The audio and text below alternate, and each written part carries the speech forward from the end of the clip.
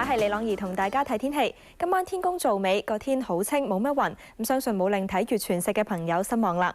不過入夜之後，唔少地區氣温已經降至11度以下，大家要小心保暖啦。睇下天文台夜晚8點嘅雲圖啊，強烈冬季季候風持續影響華南。咁今朝九龍城同上水等地區最低氣温唔夠10度。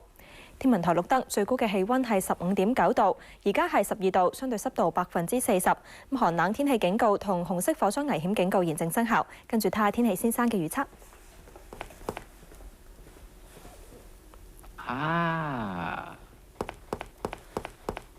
預測天晴乾燥，今晚同聽朝天氣寒冷，市區最低氣温好低啊，咁只係得大約9度，新界會再低2-3度。夜間最高氣温大約16度，吹清勁北風，離岸及高地間中吹強風。展望星期一朝早仍然寒冷，隨後1-2日氣温稍為回升。預測空氣污染水平係中等至甚高。跟住睇下其他城市嘅天氣。廣東省氣象台預計北部會出現霜凍，最低氣温下降到5度以下。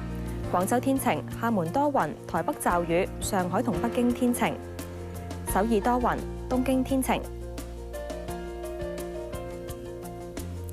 東南亞地區，馬尼拉、新加坡同吉隆坡雷暴，胡志明市明朗，曼谷大風，雅加達有雨。嚟到南半球，墨爾本毛雨，悉尼同布里斯班雷暴，奧克蘭驟雨。美洲方面，洛杉磯天晴，三藩市多雲，溫哥華驟雨，